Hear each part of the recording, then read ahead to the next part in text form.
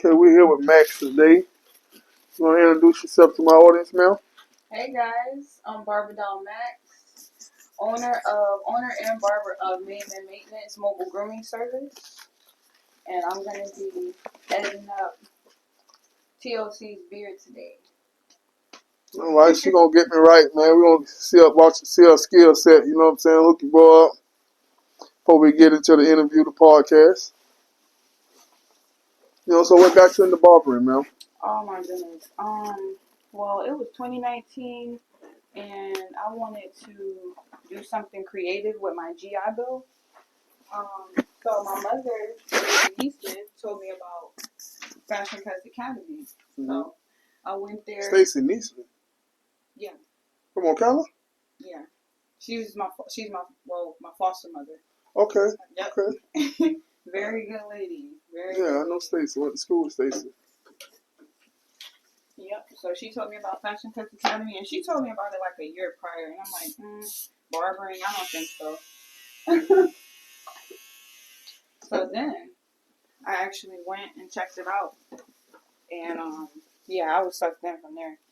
I seen the environment, and I've always been in like male dominated industries. I'm a veteran, so I've always been around masculine. So when I seen the environment, I'm like, there's not that many females here. I think I want to try my hand in this industry. I like this. It's kind of rare, but it's different. But that can work to your advantage. So, I mean, I think that's a pro rather than a con. You know what I mean? It's rare. I think it's unique. Do you find it? Do you find that it works in your favor? Yes, I do. And if I were a man, I'd be a cosmetologist. It's the law of attraction. I feel like. Also, women, we have great attention to detail. So I would say that a lot more women need to step outside their comfort zone and try their hand in different industries, especially industries that you don't normally see women. Nowadays you are seeing a lot more female barbers. In 2019, when I started, I think there was like one other female barber that people knew about in the city. Mm-hmm.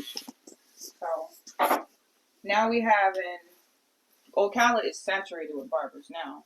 But I'm seeing more and more female barbers online in Ocala.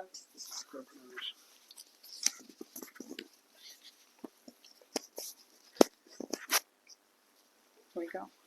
Yep.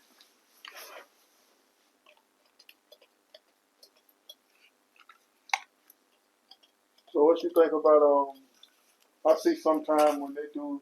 Are you considered a full barber or? No, I am not a master barber. I would like to go back to school for cosmetology. I'm what you call a restricted barber. Mm-hmm.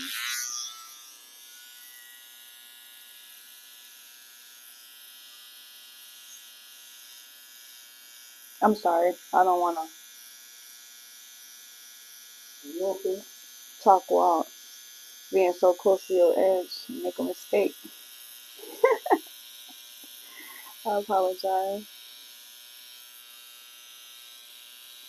I don't know. I grew up a tomboy. I really didn't want to.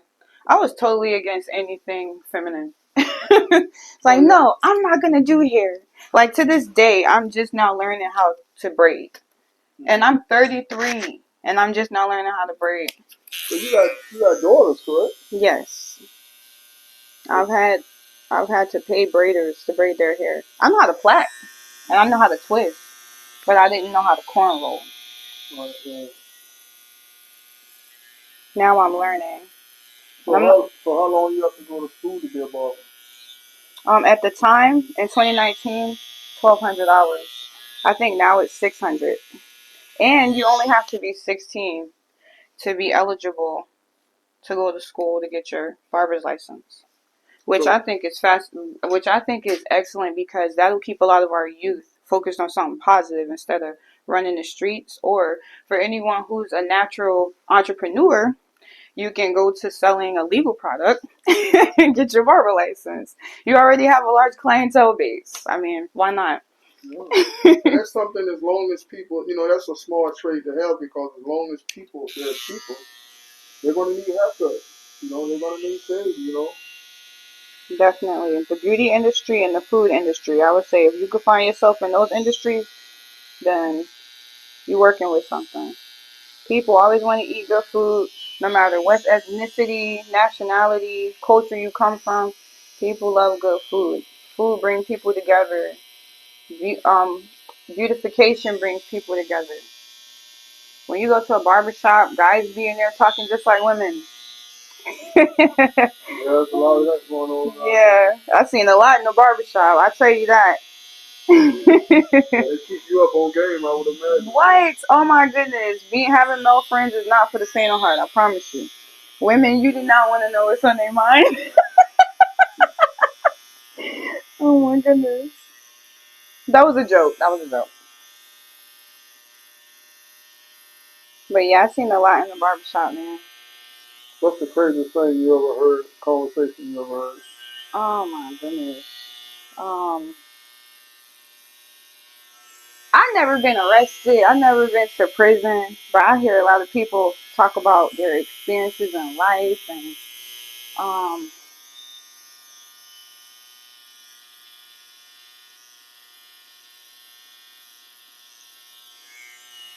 hmm. I think the craziest thing I ever heard in the barbershop was like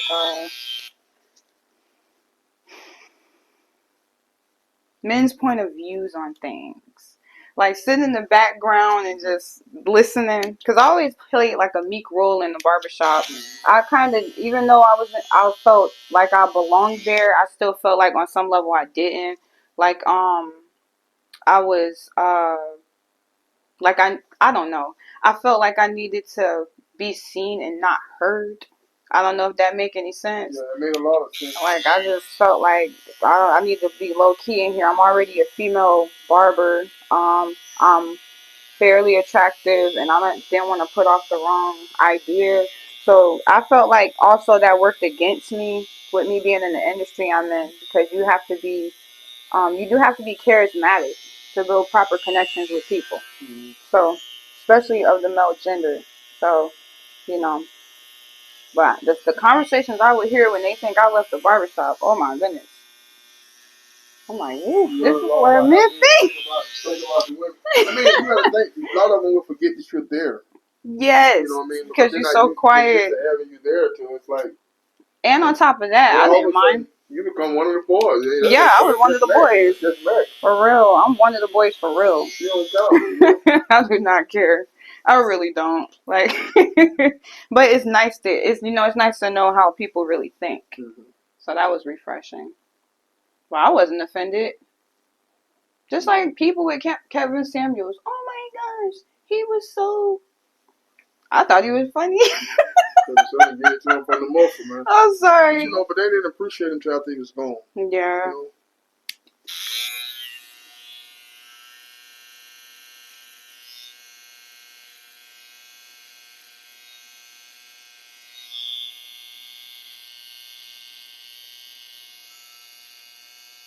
It's like people want to be lied to. I mean, that's what I feel like. Yeah. I don't care. Just lie to me. That's what I feel like. I'm just like, no.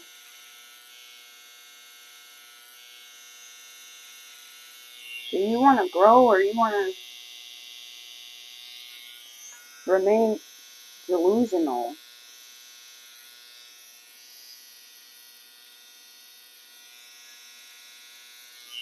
Who do you think are the best liars, men or women? Women? I know women are the best liars. I know they are. Women, to keep a man happy, a woman has to lie. To a certain level. Oh, please elaborate.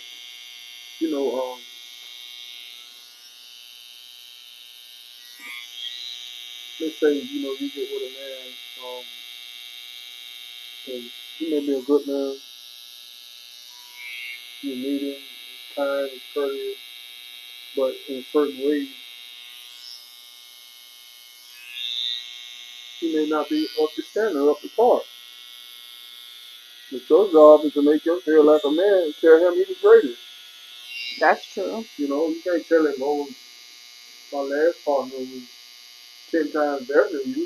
He's always the best. You know what I mean? You have to make him believe that. That is true. I would say that. Whether it's true But or not, you know. it is true because, the ego of a man, you can't really say too much stuff. You can't say too much stuff to a man and he's not gonna forget it. Like, he's gonna remember that forever. He always gonna associate you with that person who made him feel like that, or that person who sees him like that, or it's just certain things you just can't, like. Some people, communication, and but like you say, the truth is the truth. I mean, it's vice versa. I think that's just a human thing because women are sensitive. Yes, we want to be lied to too. Do I look fat, babe? If you gotta ask, that's just my rule. Let me be quiet. See, this is why I don't do interviews. Go ahead. I'm just like, if you gotta ask, you might be. I mean, look, I'm, the holidays. I totally understand, but don't ask questions you're not ready for the answer. I've been dealing with some really brutally honest people this year, and it kind of made me numb in a way. But it's healthy because I need to see things realistically, and like I said earlier, do you want to grow or you want to remain delusional? If you have issues going on and the people around you want to see growth in you, and they're, it's not going to sound or feel good, but it's for your better interest.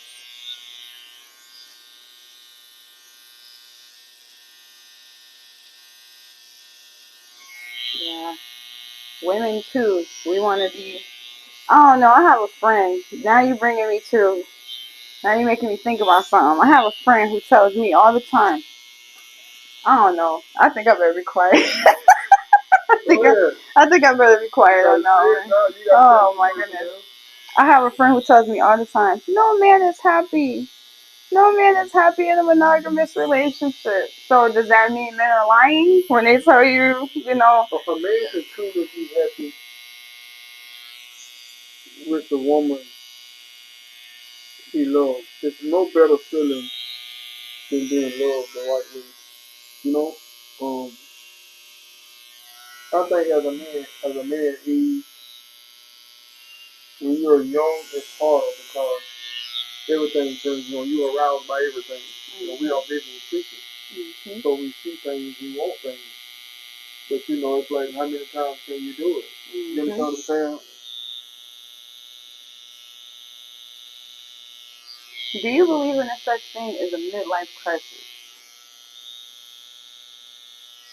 No, I believe that you create your own destiny. So if an older man never, I don't know, because I just feel like, because that was an older man who told me that.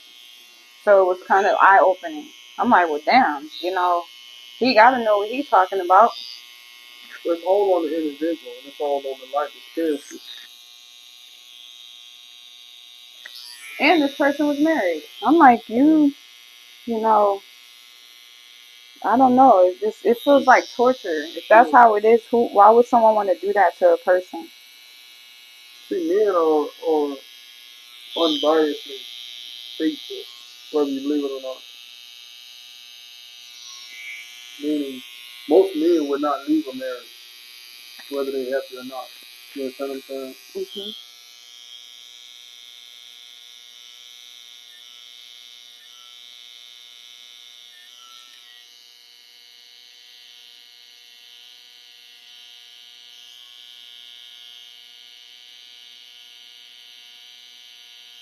Is it because it's cheaper to keep her? I don't think it's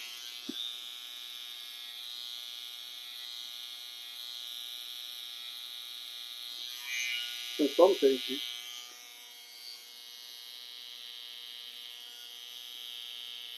Okay. In some cases, it may be cheaper to keep her, but I think it's just the point of he can actually love her. Because men are providers. Men are naturally.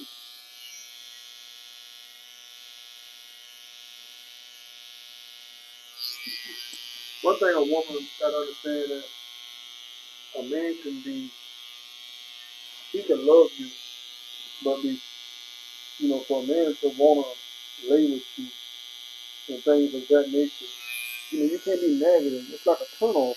You know what I'm saying? Yeah. He can love you, but when it comes to that, he don't see you like that because it's like you aggravated. You know what I mean? It's like you Yeah. doggone pestering every corner you turn around, Yeah. ain't no peace. His So how mama that's gonna translate to, oh, she's looking good? You know what I sound mean? like It's his like mama. Yeah. it's a turn off. Yeah. So if men, okay, so men look for their mama in their woman, but they don't want their mama in their woman. But they look for the quality. They look for the nurturing side. A Okay. woman that's how a man knows that just because you're with me and you lay with me doesn't mean that you love me.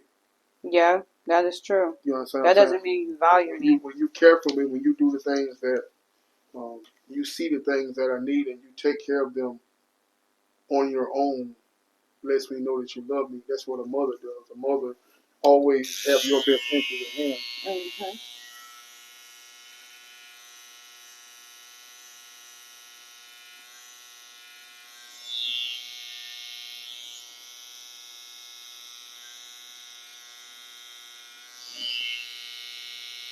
Okay. It's the small things that let a man know that a woman loves him, not the big things. Just because you cook every day, Yeah. don't mean you love me. Just because you don't steal money out the bank doesn't mean you love me. Yeah. Just because you come home and sleeping in bed next to me doesn't mean that you love me. You know what I mean? These are things you're gonna do for yourself. Yeah, that's true. What makes you love me is that when I say, darling, I love that way that perfume smell on you, and you wear it for me, all of a sudden you don't wear that perfume no more. Yeah. You want to wear the other perfume. That tells me that I don't care that you like this. I'm going to wear that. You know what I'm saying? So it's the small things, not the big things. That's true. Dang. I never looked at it like that. They make a lot of sense. It's so easy. Men are so really we sweet, to be honest, because we so routine. You understand what I'm saying? I don't know. Man, I done met some dudes that were so unpredictable and spontaneous. It was scary. I ain't even going. I don't want to put nobody on blast, but it was just like, wow, who are you? You live with a man, most men gonna put his feet in the same spot. You know?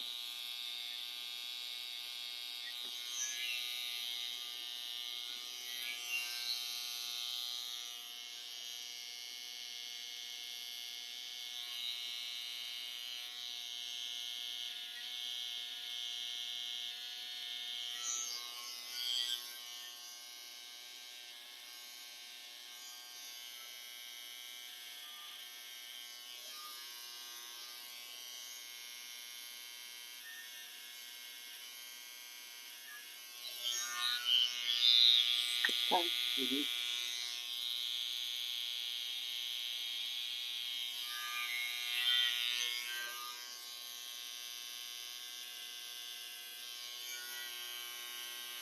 How important is hospitality in this industry? Extremely important. Extremely. First off, you're dealing with hair. Hair is very sacred and spiritual. A lot of people don't even understand the importance of that. This hospitality is extremely. Think about it. Corner trying to talk to us. Okay. When you're talking, you can explain hospitality. Hospitality in this industry is extremely, I would say, scarce. I have a lot of clients that come to me telling me that their barber doesn't clean their ears out, their nose. They'll book somebody else over them because they paid more money. It seems like it's a rat race now. And it's a lot of that going on. My daughter used to go to my grandson his haircut, and you'll have people come in, you gotta pay double, and they'll just skip them. Yeah, and just skip them like they weren't sitting there the whole I don't time. think that That's not I mean, right. it's your establishment, but I don't care how good he thinks he is. I'll never go back there again. Never. You know what I'm saying? That shows you what he or she truly value. And to me, that's what's wrong with the world today. So I feel like hospitality is that's your way. You never know who comes to you and they're having a bad day. You know that your energy has the potential to make or break somebody's day. Especially you sitting and playing in their head, playing in their face, playing. Your hair is the closest thing to your A brain. haircut is an intimate. It's extremely intimate. Just think about it. You're touching people's face. Your hand is just on my lip. These are things that Yep. you understand what I'm saying? Yes. And like men, it's crazy that men are barbers. Like men would naturally allow a man to cut his hair, touch his head, flip his ear down. I mean, think about put it. His hand on his lip, but it seems strange when a woman do it. But it's like, you understand what I'm saying? Yeah, It's like that's opposite, who should be doing it. That's who should be doing the grooming.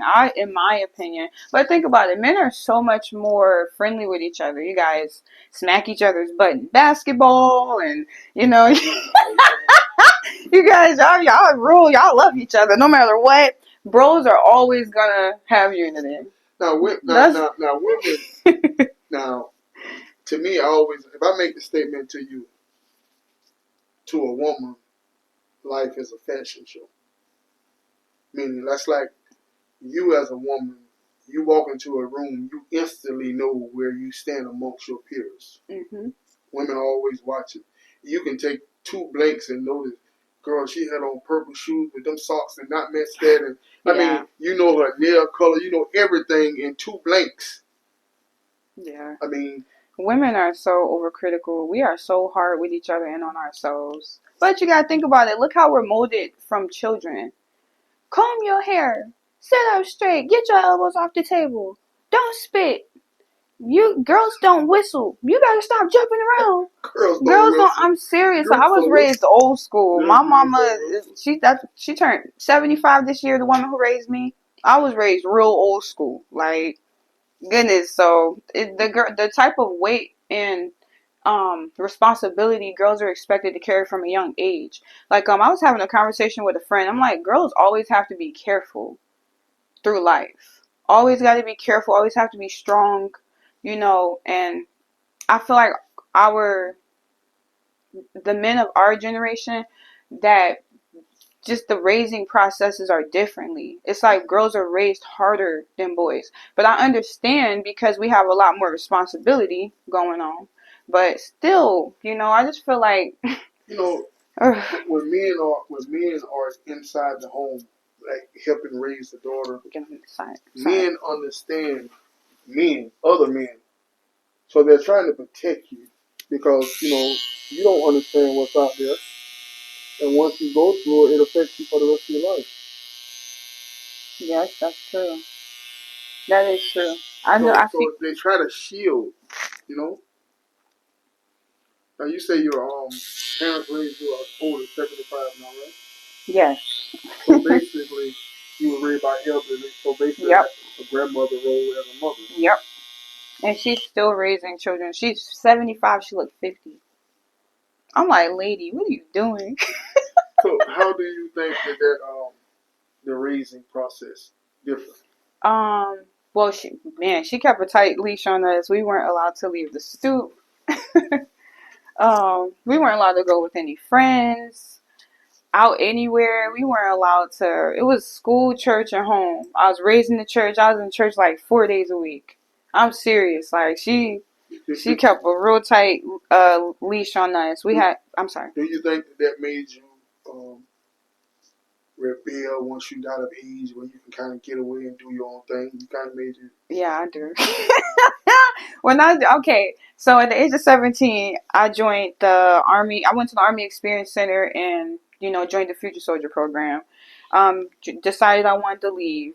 She was very upset with me. She didn't want me to leave. She wanted me to stay home. Understandably so. She was scared. So, I left, and when I left, I got stationed in Germany at the age of 18, and the drinking age over there is 16. And you talking about somebody who never smoked, drink. I barely cussed. Like I was a goody two shoes, a real church girl. Like I was a goody two shoes. I transformed. That experience transformed me. I'm telling you, it really did.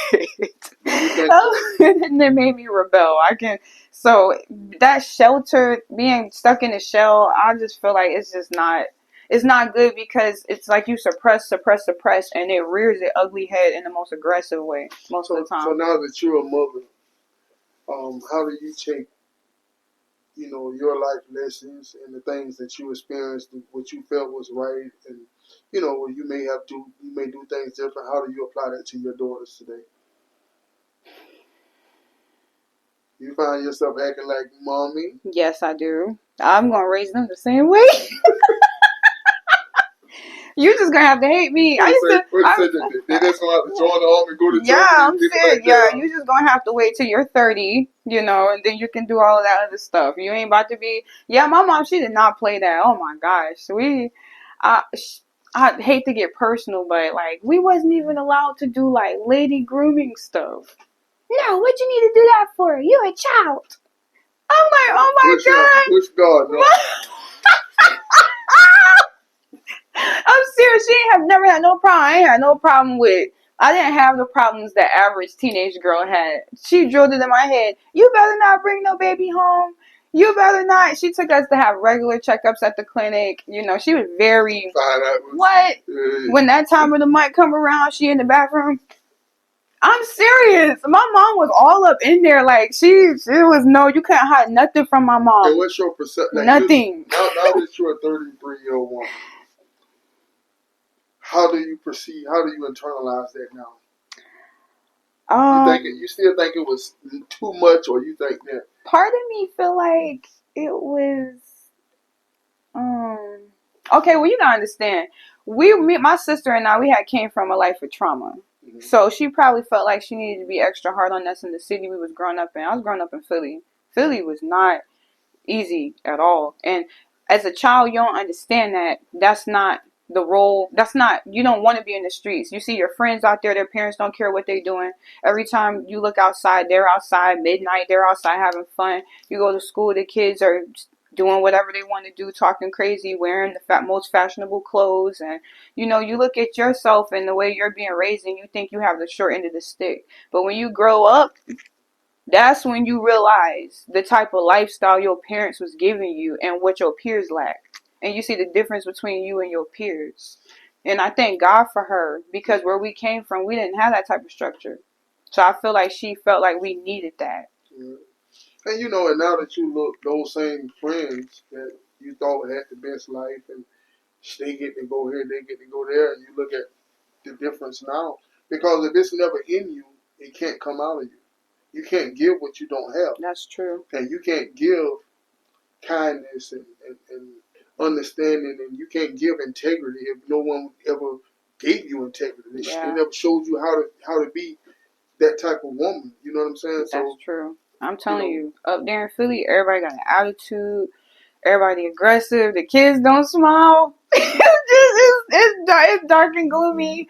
It's crazy, man. I'm telling you. Man. She knew what she was doing. She was trying to make sure we preserved our innocence and we didn't get murdered or attacked. Like a lot of my friends, I didn't know.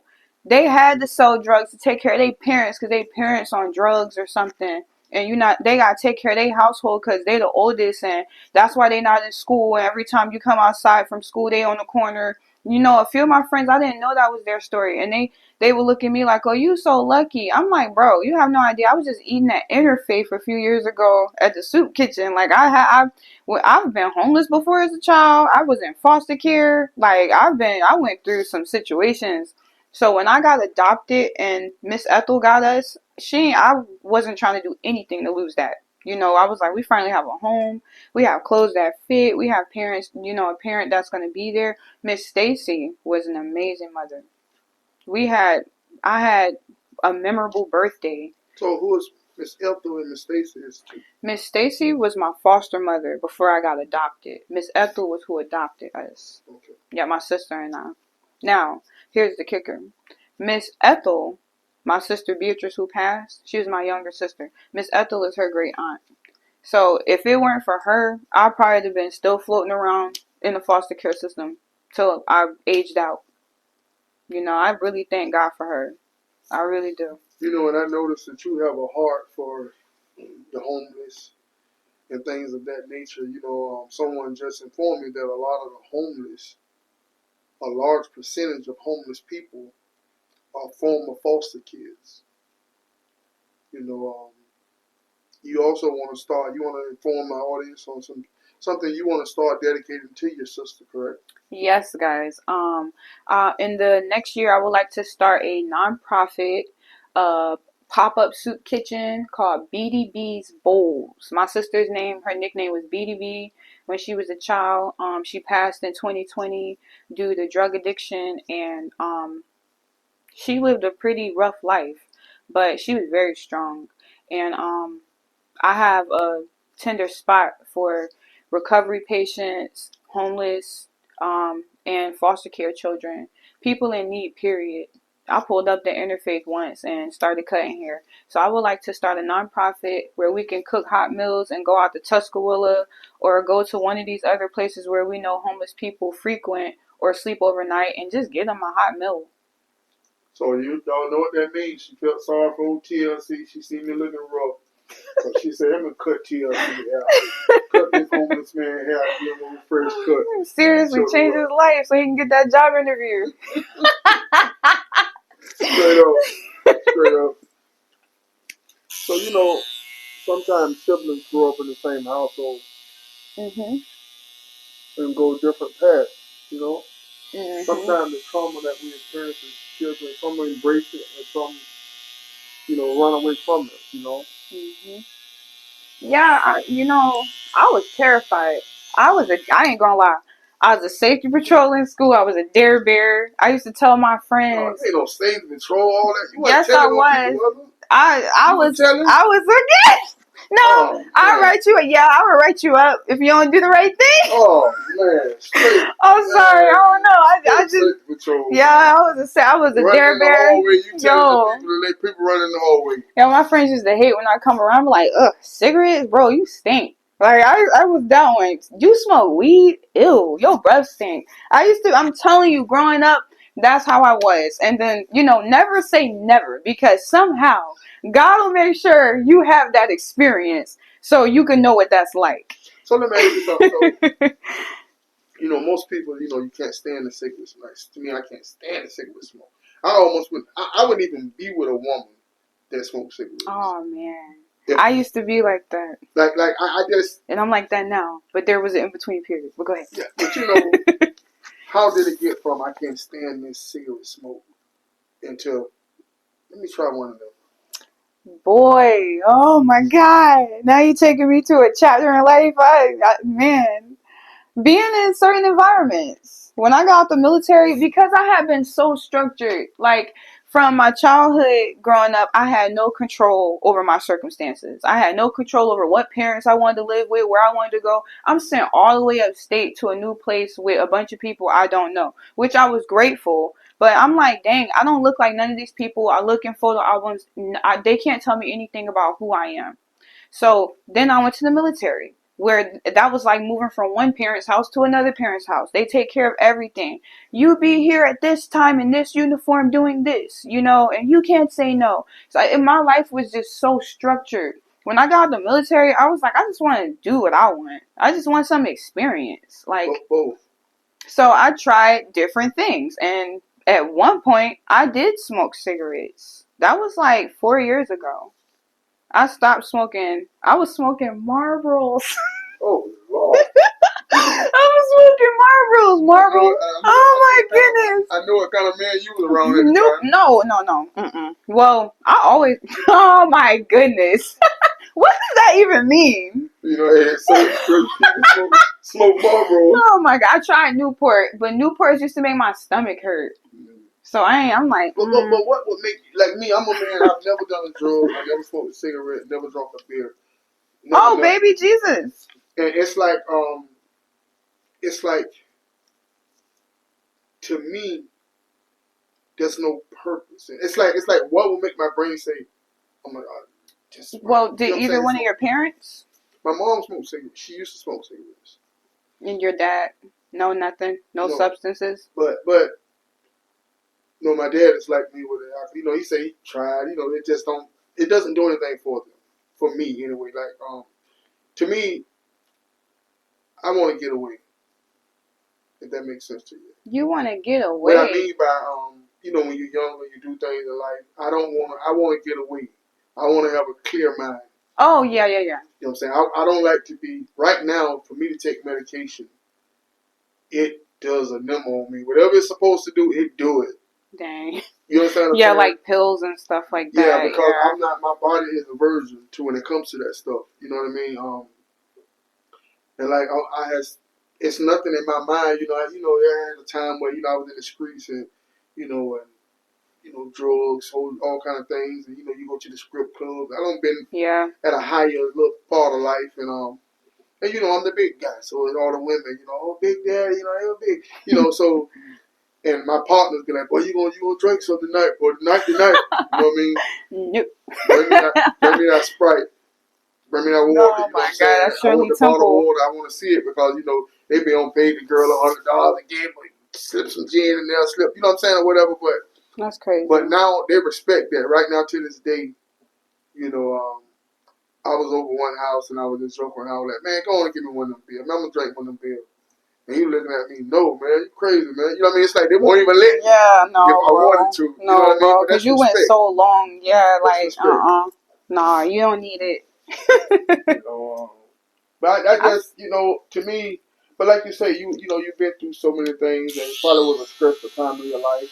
Well, that too. If I want to try something, I be go try a different food or something. I ain't gonna go try the cigarette in the building. Oh my gosh. When I went to Germany, we had rations, so it was like I'm getting alcohol. What do I do with it? Okay, I'll try it. Take that swear. My grandma was like 6 foot, big, fine woman, and she was red. Yeah. Oh my goodness, Amazon. You know what? That's a topic I want to bring up. One of my callers said one time that light-skinned women think that they look better than their counterparts. I feel like they do. You think so? Yeah. See, I'm in between. Nobody wants the in between. It's either red or dark. And she said that, and the men, we treat them like they're better. Yes, yeah, that is true. I did notice that. I noticed that even in school growing up, like the teacher. Let me fix this real quick.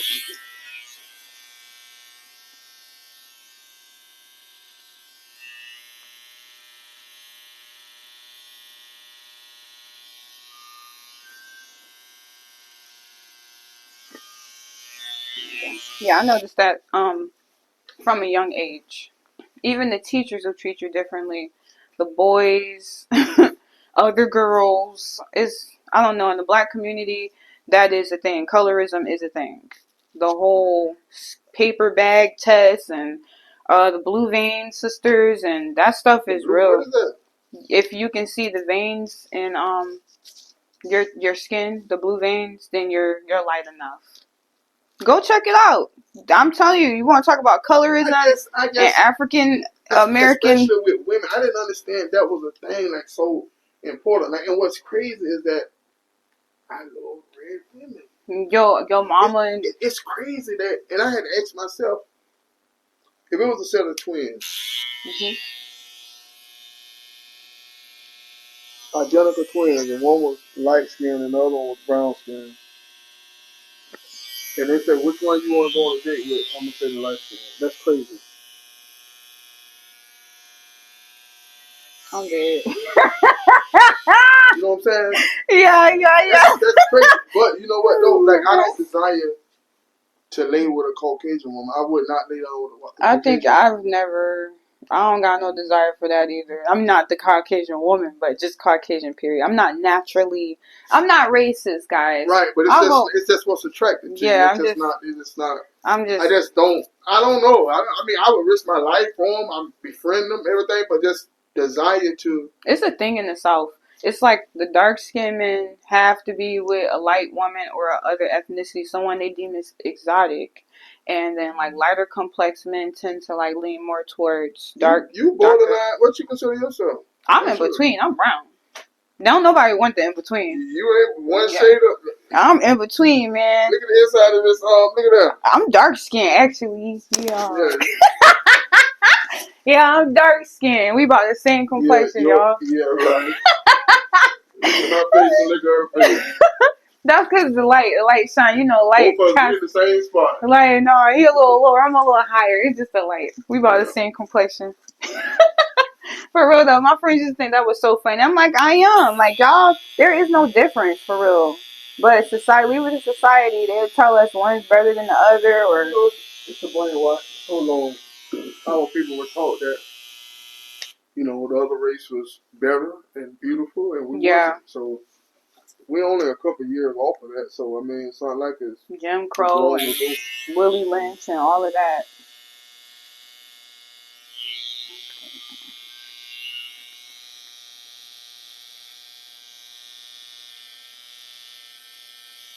Yeah, like I see a lot of interracial dating in the South, which is not a problem. It was just new to see. Because where I'm from, black activism is very prevalent. It's embedded in the culture. So when I came down here and seen that, see up there, police brutality is real.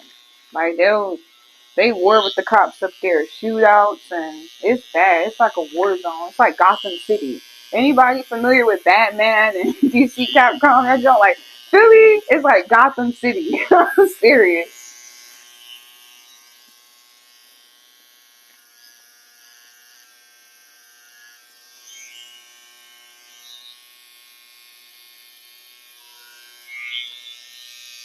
Okay, I never finished under your neck.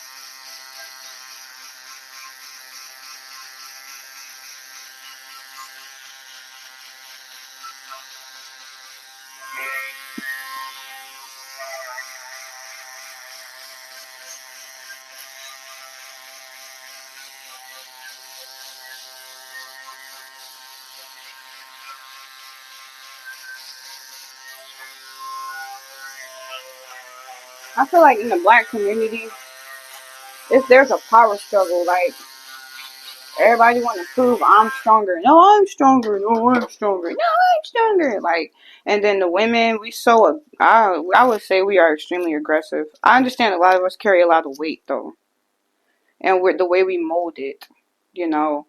So I get it, but like that wasn't always the case. The black woman was even like back in in the old days, women was always feminine. Women was taught to stand in place and all these things. Not so much that there is a place, but they was taught to be a woman. Everybody was a woman. A woman, they would see their man. The man was the man. Somehow another shifting, and I think it's with the government assistance. Like with a lot of times, the government assistance. Where you can have this, we'll help you out, but you can't have that man there. Yeah. Ain't no man being the home. They're trying to teach them that you don't need the man. We'll take care of you. Yeah. So now they look at the man crazy and don't want to take no direction because, you understand what I'm saying? Mm-hmm. I can do it without you. Yeah.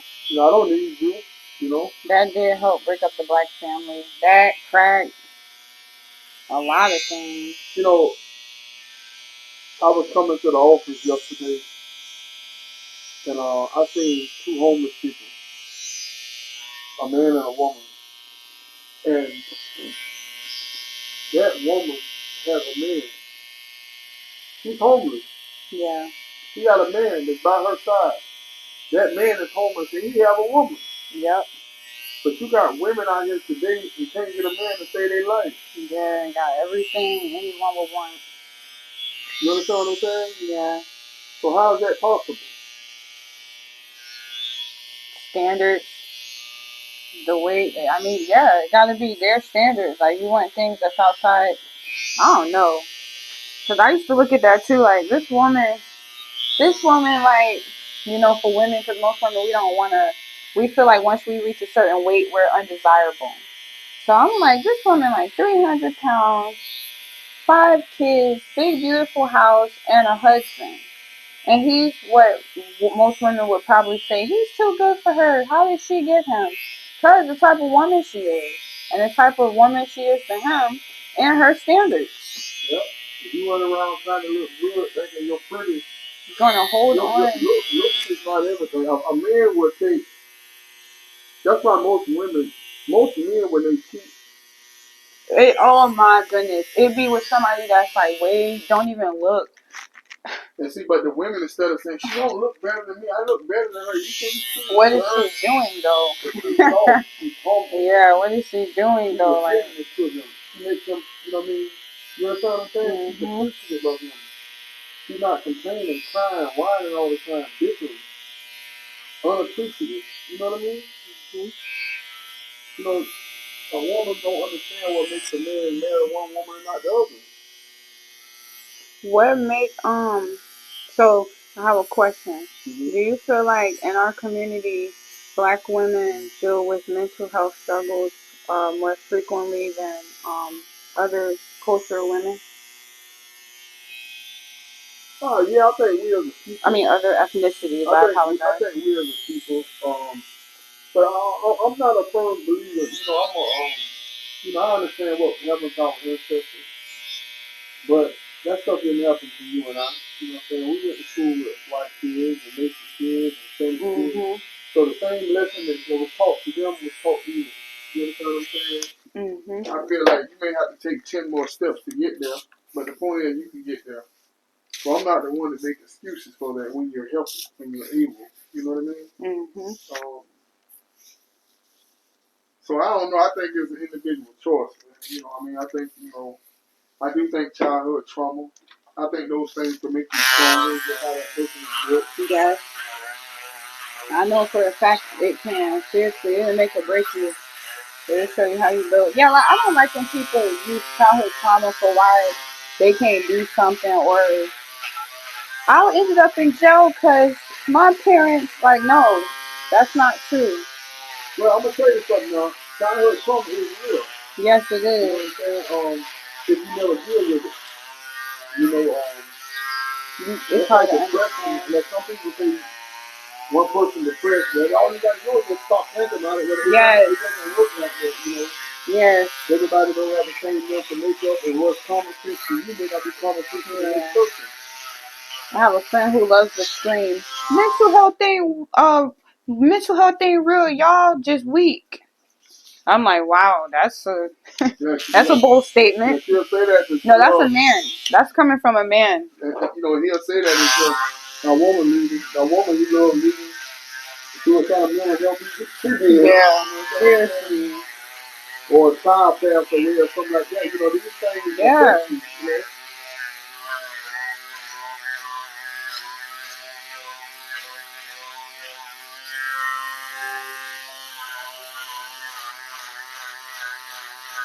It does. That's why I try to protect my girls so much, because I don't want them to have to experience anything they're going to have to spend a lifetime recovering from. I can't live with that. That'll make me...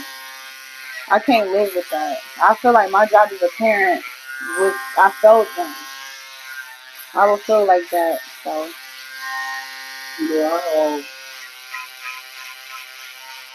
I live life and ain't no sorry. You don't get to redo it. You know what I'm saying? If you can present it the first time, you do it.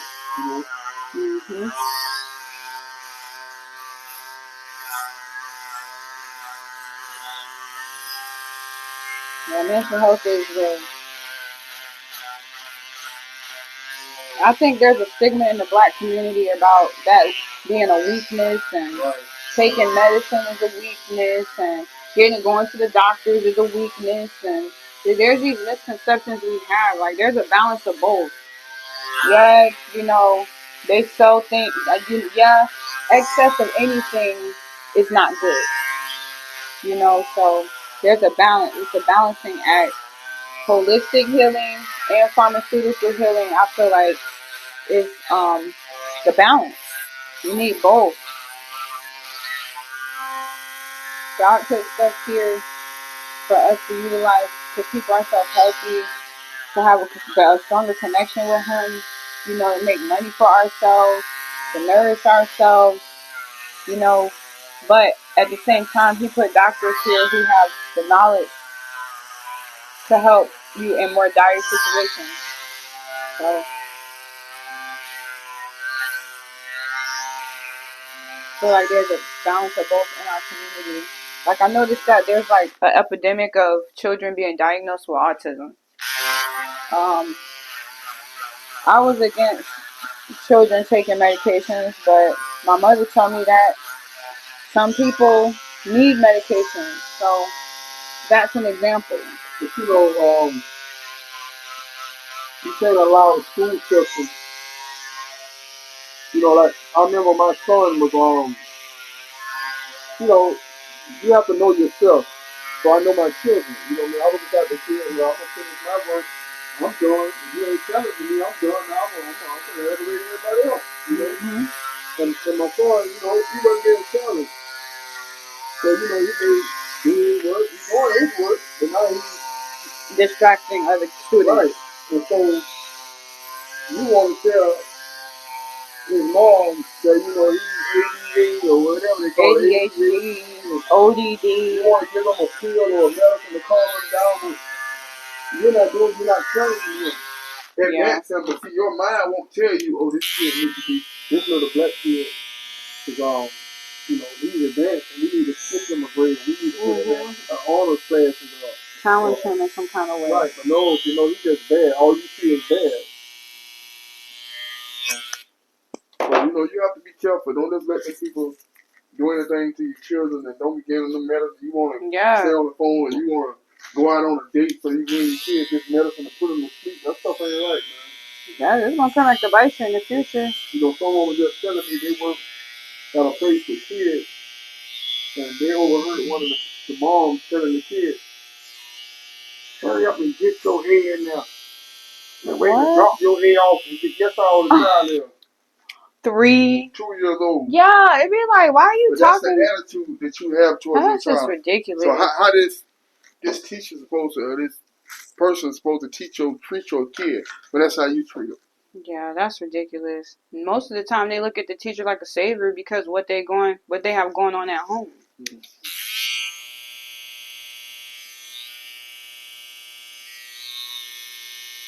Okay, that was a little soft touch there, y'all. I'm grades are going everywhere.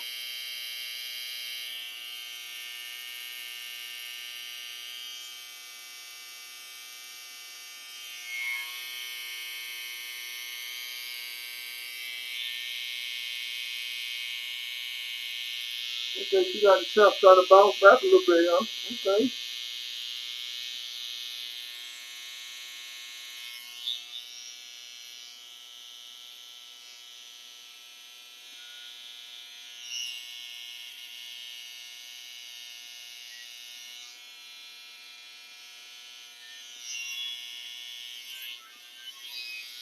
Stand up, put it to the back of the shirt. Stand over here a little bit. Okay. To the back of the shirt. Lean toward me a little bit. Lean toward me a little bit. Lean toward me like being. Like I said, go out. There we go. Mayman Maintenance Mobile Grooming Service.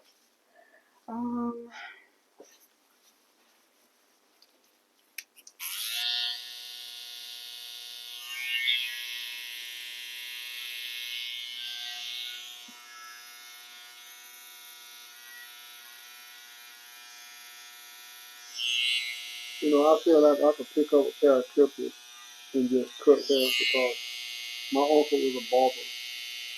And I probably watched him cut 10,000 heads over my lifetime. and I'm pretty sure I can pick them up and just do it. You know, phase and all. You know what I'm saying? Hey man, fading took me some time, but if you have, you probably could. It's probably in your genes. Just as soon as you pick up a pair of clippers, it's just gonna activate. You want to Yeah. try? You know, let me get No. I need to keep these little ball edges. I need to keep these little. I know you black women understand. We trying to hold on to our little. We trying to hold I on. seen a lady talking on Facebook the other day. The lady, okay, when it comes to the edges, why do so many African American women lose their edges? Oh, perming. Oh my goodness. Ah, perming, heat treatment, hot combs. Not keeping the hair moisturized. Then when you grow up, you kind of keep the same practices your parents taught you, and then you know you further damage your hair. Diet, not drinking water, not exercising, letting your scalp breathe and sweat, getting all those impurities out. Believe it or not, yeah, your diet can have a lot to do with your hair growth. Have you ever noticed like men's hair is like so much more voluptuous and because you guys don't over manipulate it. A lot of y'all. Men that do grow hair, it seems like men. Would you agree that men that grow long hair have a better grade of hair than most women? Uh, oh, what you trying to say, TLC? I'm asking a question. Okay. Um, I would say yes, but no. It depends because I have a friend whose hair is down to his butt, and he said when he was a kid he used to get perms. But But perms, what do perm? What, just straighten your hair? a hair straightener, and to me, his hair doesn't look like he needs it straightened. So it surprised me when he told me that. But his braided hair is decent, but I don't know. I don't think it has to do. I think the braided hair does help because the straighter the hair, the easier it is for that hair to fight through the follicle, to grow through the follicle. That's why people with straighter texture hair appears longer. So I think that grade and texture does play a role in hair growth. But I think men, because you guys, the average man moves a lot. Let me put some beer oil down there. Thank you. The average man sweats a lot. He's very active. Um, they don't over process their hair, like put all these different chemicals in their hair. Um, if they do have their hair manipulated, it's probably like locks or twists or braids or something like that. Um, Even if you see guys who get their hair done regularly or get their hair cut regularly, some of them, their hairline starts to recede. So just over processing and over manipulating the hair, pulling it back too much, um, yeah, that'll kill it. But I think that's the reason why most men's hair is more voluptuous than women, because we do a lot more from our hair from childhood. I'm sorry, is that painful? No, it's okay. Sorry.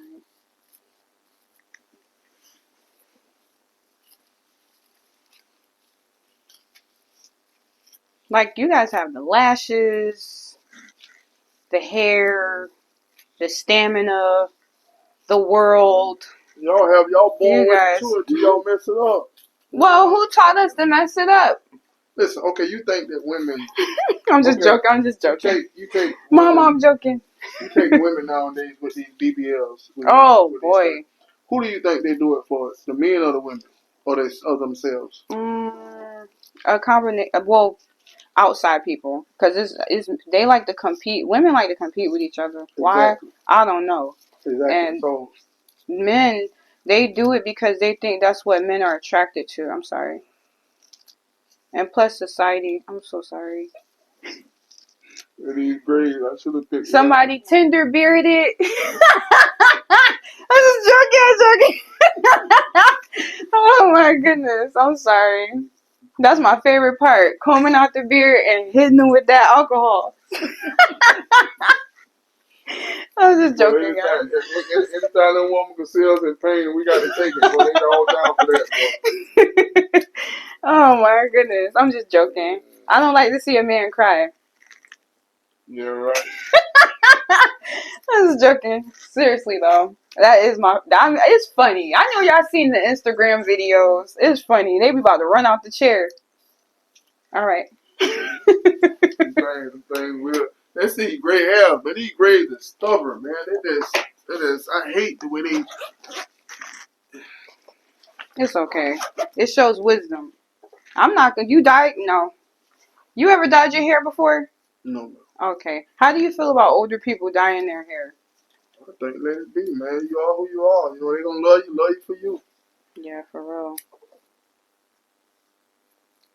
I don't like when older people dye their gray hair. Everybody ain't happy with who they are. You know, I don't try to live younger than what I'm glad I'm. It's a blessing to be older. You know. Yes, it is. Especially in this age. Goodness, if you survived COVID, oh my goodness, you a soldier. My father passed after getting. I'm not gonna say it's because of the vaccine, but he was completely healthy. You talking about somebody who used to climb on houses and fix roofs and changing the engine out of cars and just like slowly declined. It was sad to see. So hard to hear that. No problem. That man could tell you how to fix anything, hunt anything, make anything, grow anything. I mean, He was very close to him. yes, after he didn't raise me, of course, because I ended up in foster care.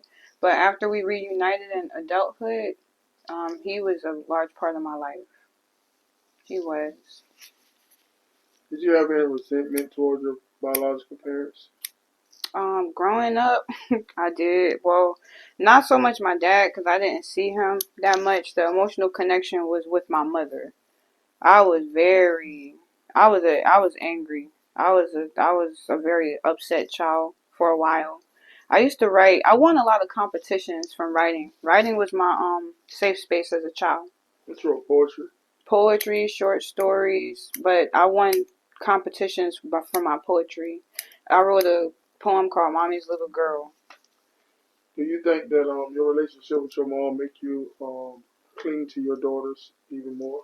Yes, I do. I feel like, and because I lost my sister, I feel like with my daughters, I get the love that I've been wanting and the approval that I've been wanting from the maternal. I don't know. I guess like I do feel like that plays a role in things. I feel like I have sisters and I have a mother's love in one, even though they're my daughter. I don't know if that makes sense, but I was thinking about that the other day. Like, I feel like I'm raising my little sisters. Watching my daughters grow up is like watching my sister and I all over again. But this time, we had a happy ending. Structure. Yeah, we have structure, you know. I feel like, I know it might sound cliche because everybody online think they're a spiritual guru, but I really feel like our generation, for our families, we are generational curse breakers. I really do. I feel like with my girls, I have a mission. Like, I have a mission to do right by them. Like, I have a mission to do right by them for our bloodline. I know it might sound crazy, but I really do. Make a lot of sense. Like, and I can't live with that not coming to pass. Woo! Got them hands. But I can't, but I can't live without seeing that come to pass. If I was to die tomorrow, I would not be able to rest because I would be worried about what's going to happen to my girls. Do they have all what they need to survive in this world? You know, I just would be so worried. So that'd be my main stressor. I'm so sorry. I don't want to introduce these right here too.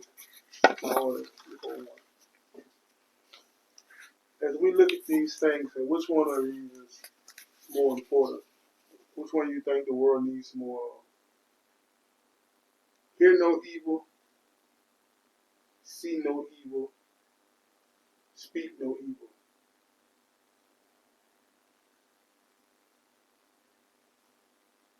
Speak no evil. Tell us why. Life and death lies in the power of the tongue. Um, Boy, spells can be casted through the mouth. Woo! Got it. Spells can be casted through the mouth, hence spelling words. The building blocks to communicating. You don't cast proper spells, it can bring forth death instead of life. And you can transform people with the messages that come from your mouth.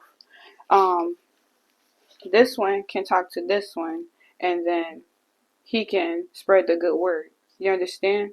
But by this one seeing the interaction between those two, that has the potential to transform him positively as well. So I feel like the tongue, the mouth, you know. Nowadays we live in a society where our attention spans are extremely short. So I feel like seeing is not enough. I feel like seeing is not enough. We gotta hear it, and I feel like speaking life on people, speaking life to your loved ones around you, speaking life to strangers, that has the ability to transform and bring forth a more loving energy on this planet. It's like I don't want to feel like we're forgotten about, but it's so much chaos here. Sometimes I be wondering, like, is this hell? I'm sorry, TLC. I'm like, bro, what did I do? God, please forgive me. You say the kingdom of heaven is within you. You know, when Jesus say, don't look over here, they're going to say, Lord, they go to the kingdom of God. Oh, it's over here. People's looking for his face and looking at. The Bible says, Jesus said it out of his mouth, the kingdom of heaven is within you. It's that peace that we all seek and we desire. You know, it's the peace that you seek to give your daughters. You know, it's within you. That's why some people just go through life and, you know, some people tell me all the time, you got some pretty skin, you got some, I don't worry about it. What do you do to your skin? I put lotion on my face every morning. That's it. What kind of lotion? Whatever I got. Lately it's been Jergens. What is it called? Jergens or whatever? Jergens. What kind of women? Please tell me, ladies. Y'all could put Jergens. Yeah, I'm like, what do the old school women? They used to take Vaseline and just put it on everything, and skin look like water. I'm like, goodness. I think it's the food, the air. It's a lot of different stuff that got our hormones going crazy. Also, the mindset, the stressing and the worrying, nowadays women go to work 4 hours a week. Yeah. Just like the men do. Yeah. And back then that wasn't the case. Oh, she took care of home things that it wasn't work because it was natural. She enjoyed seeing her man come home and eat. Yeah. You know, women. Yeah. The older women, grandparents, love to see you eat. Yeah, they did. There's something about never a woman watching a man eat. They'll sit there and watch you eat. You understand what I'm saying? What's wrong with you? You know what I mean? If you don't want to eat, something wrong. And they'll watch you sleep. You know, sometimes your woman wake up before you and you open your eyes and she just laying there looking at you. What's wrong with you? You know what I mean? But Grandpa used to be gone most of the day working and stuff though. So that's why she longed for him, yeah. When he come home, she appreciated the fact that he was out working for her. That meant something. You know what I mean? That I was worthy of this. I was worthy of him going to labor. Yep. He's laboring for her. Yep. You know, to see her happy, to make her happy. You know, and he takes it. She takes what he brings and multiplies it. Mm-hmm.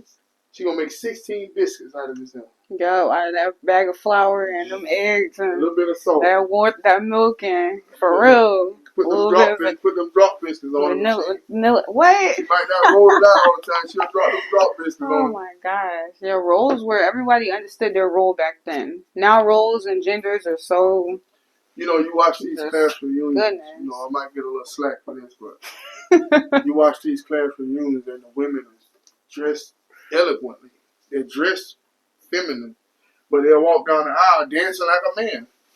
I seen it. I'm like, bro, that dress is gorgeous. If you don't sashay and use your womanly wiles, I was looking at them. I'm like, they just bounce around and your split coming up.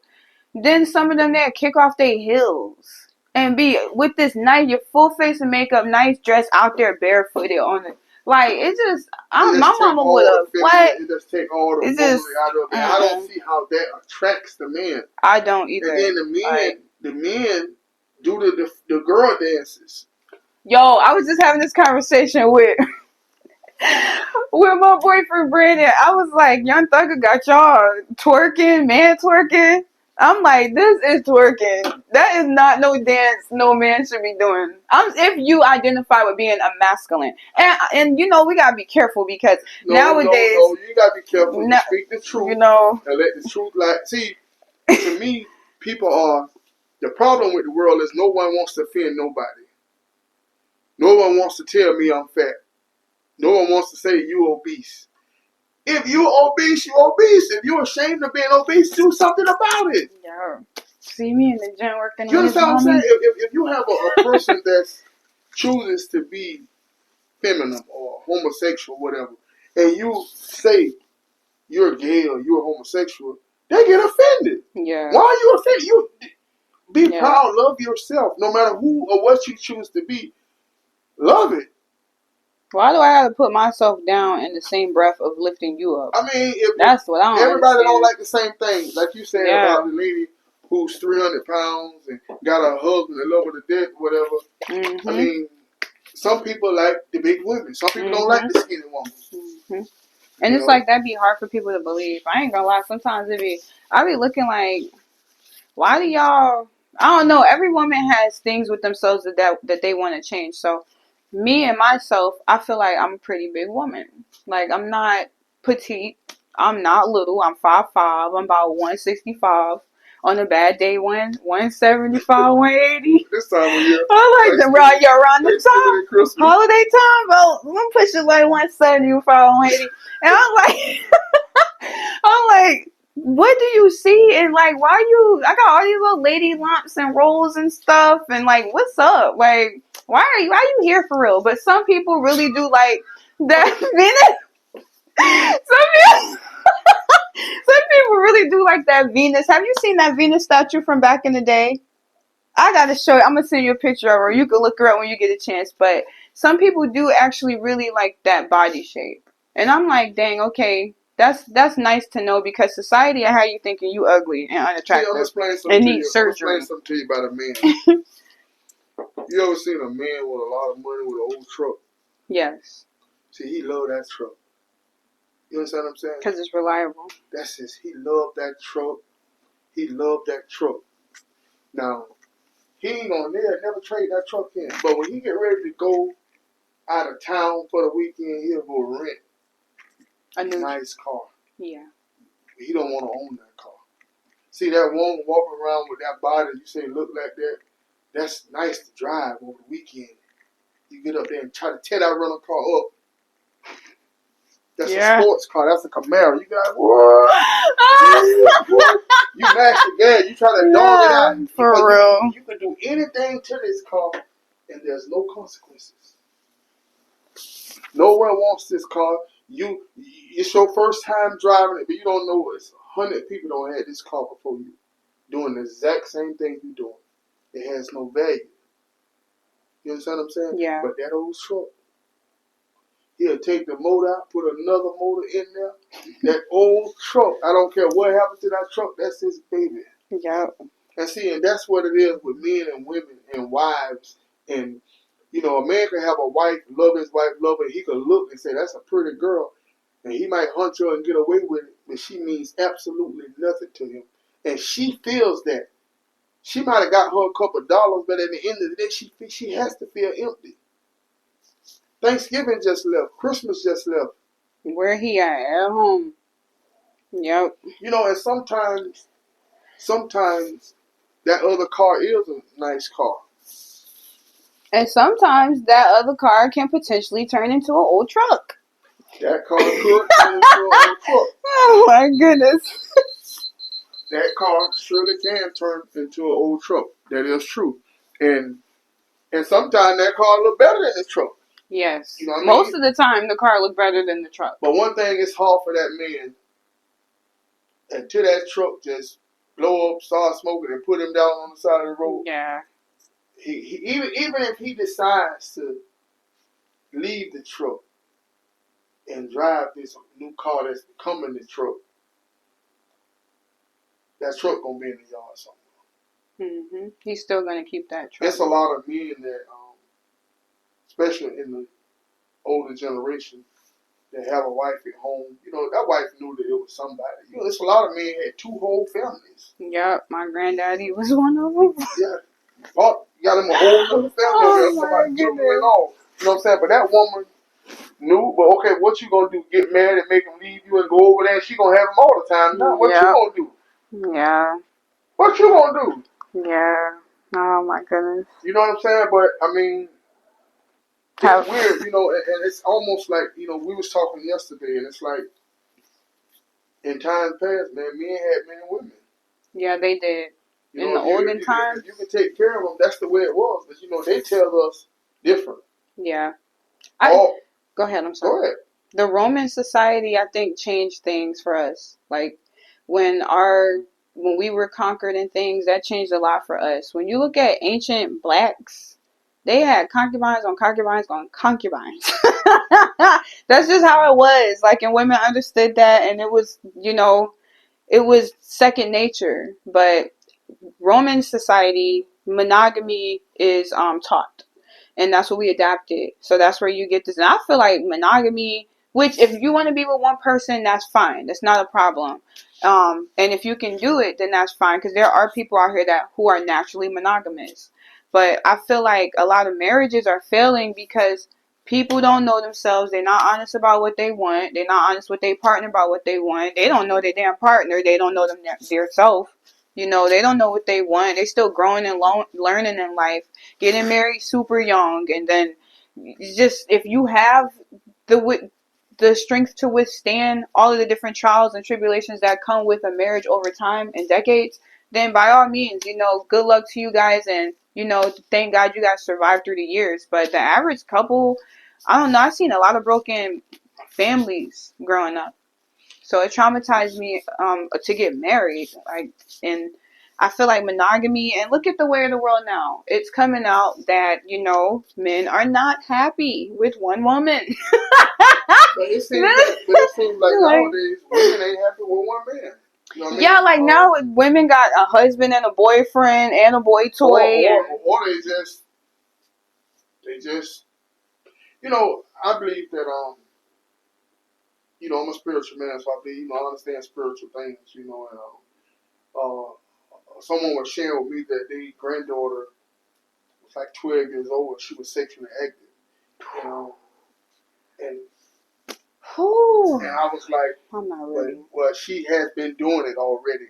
So by the time he found out, it's been going on. So now he's trying to stop it and put an end to it, you know, and the fact of the matter is, and I had to tell him, you know what I mean, one thing about me, you know, that's why people come to me because, you know what I mean, don't ask me if you don't want to know. You know, I say, man, you may not want to hear this, but, you know, some women are born with a Holy Spirit, you know, so to speak. And I hate that may be your, you know what I'm saying? Daughter. You know what I'm saying? And I say, well, once the pie has been cut, boys, you trying to stop the wind from blowing, trying to stop her from going to get some more. Yeah. You understand what I'm saying? By her being that young, she can't even fathom. She can't fathom the emotions and the feelings. I mean, you got grown women around here going crazy about sausage. You know what I'm saying? I mean, just think about her. And Lord forbid if he, you know, get her pregnant. Or I'm saying if he went all the way, you know, the top, the bottom, and put all that on. Her mind, she's 12. Her mind is going crazy. So for you, she's going to rebel. She's going to skip school. She's going to run. She's going to try to run away. She's going to do these things because she can't understand what's going on with her little body, her feelings, emotions. You got grown people going crazy about this stuff, man. That stuff's serious. Yeah. You know, and I say, man, it's almost like you just got to, from now, it's no prevent mode. It's trying to educate mode. You know what I'm saying? Not saying that you just let somebody come over and, you know, but you try to educate her and let her understand her worth and her value rather than just being a, you know what I mean? Yeah, because how did that happen in the first place? You ain't. And what's crazy is that, you know, I'm like, that's what I say. Well, how is that possible? You know, they go to school, but they come pick them up from the school. But that's the school fault. You know, That's this a middle crazy. school. Yeah, that's nuts. That's way too much freedom. That's I'm like, that's I feel like I need to take my kids out of public schooling. I never hit above your lip. I'm getting a call.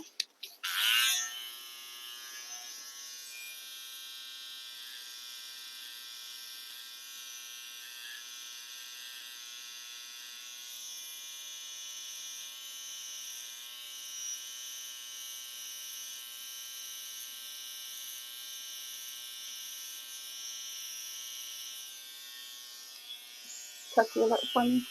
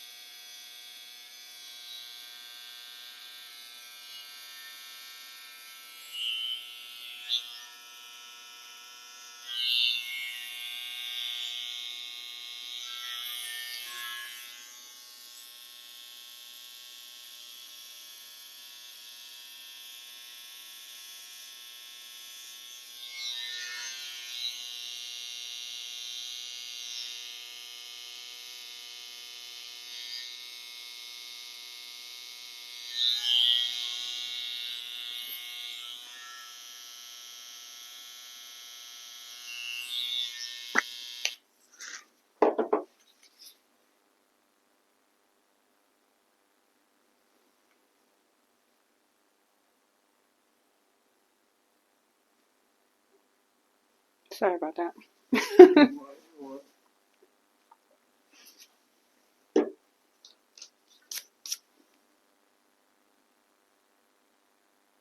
you know she cutting that. She got that blush brush over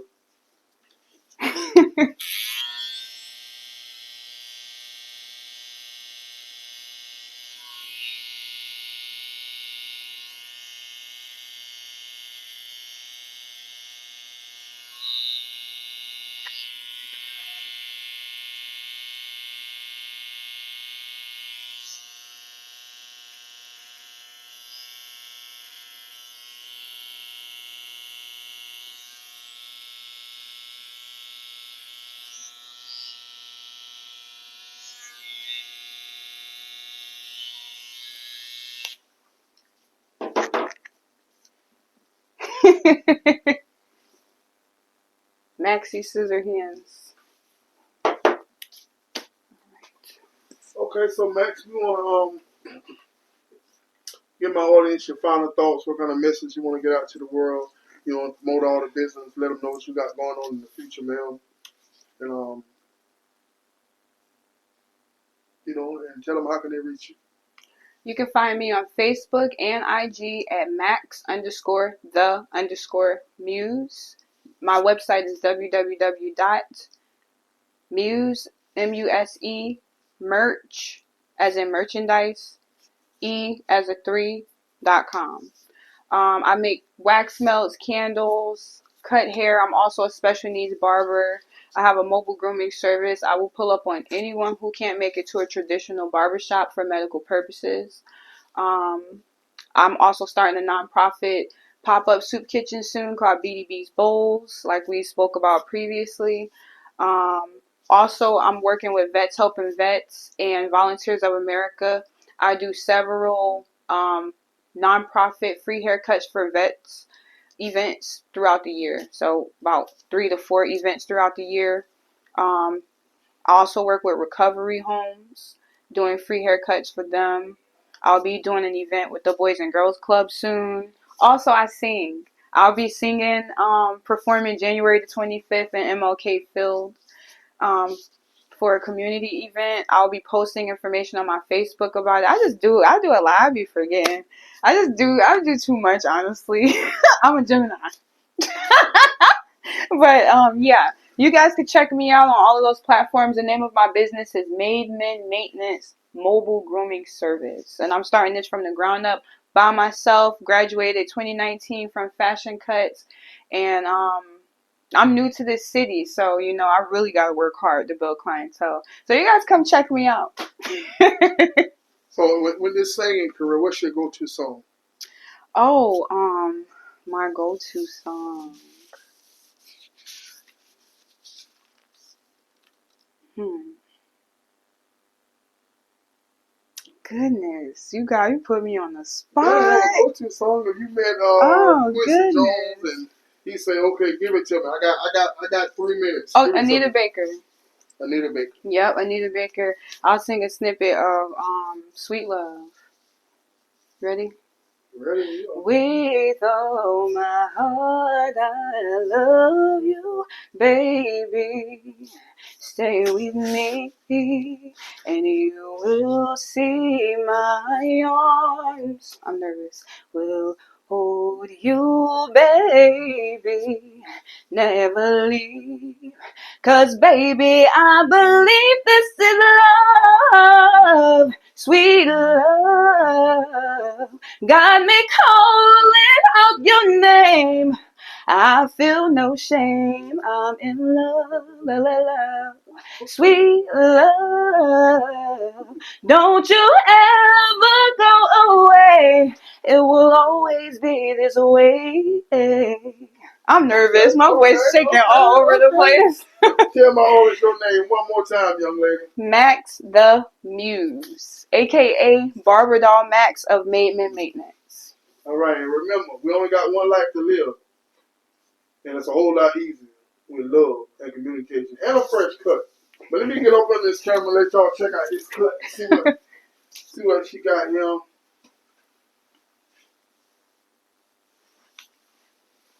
Let me get that light.